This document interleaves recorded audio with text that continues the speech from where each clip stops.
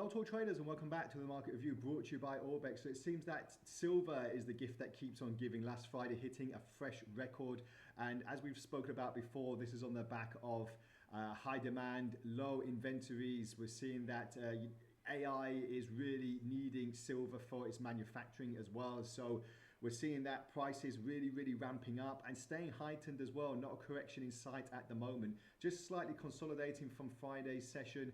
Seeing now the early Australian and Asian session, not really having too much of a movement on the daily chart at least. Let's go on the 4-hour chart so we see a little bit more intraday, because as I said, we're just having a bit of a consolidation zone now, and we're just waiting to see if we're going to touch this magical 60 mark, because that would be very important in the bullish extension for the next round of movement for silver. And with the Fed's interest rate decision this week expected to have another cut of at least 25 basis points, will the Fed have a hawkish view going into next year, or will it have a dovish view and take a step back on its monetary policy approach, depending on the figures that we get, jobs data, inflation data, etc.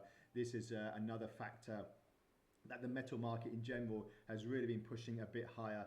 So we're just waiting to see now, as I said, if we're going to have any more traction. We're looking at the lows here at the moment, the mid 56, important support levels. If we do go crashing through that, then price action could take a little bit more of a reversal, a bit more of a step back, but we're not seeing that at the moment. As I said, things are looking good for silver, but if the AI bubble does begin to burst, then expect quite a big quite an afternoon, because it will be a massive sell-off in the market looking towards the next step.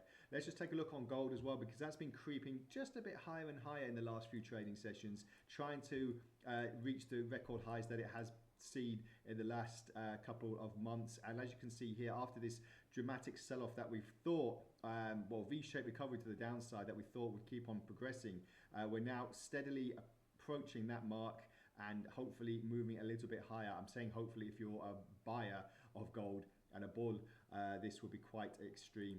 So just looking obviously at the next level, roughly around, definitely above 4,300. That's the next psychological level at least.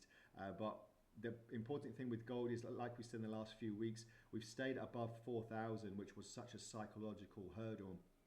If we did go crashing through that, then prices would naturally start moving quite a lot lower. But we've avoided that, and now prices are seemingly just creeping a bit higher and seeing what price action can do in the near term as well. So just looking at this cluster now to break free around the 4,200 area, 4,220.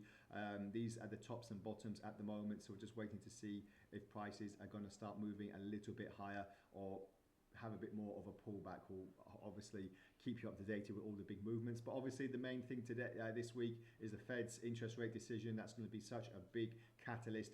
Could traders already have priced in that they're going to have a cut? Is there going to be any surprises in store for the Fed? Because they do like to throw up a few surprises like we've seen in the past.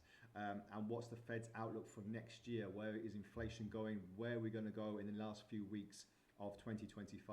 Are we going to see a host of Fed interest rate decision cuts into the next year like we were promised, or will they hold back and see what the jobs data is saying to us before they start approaching that particular milestone? So let me know what you think. As usual, this video will be posted on our YouTube and Telegram channel. So stick with us, stay ahead, trade responsibly, and we'll speak again next time. Bye for now.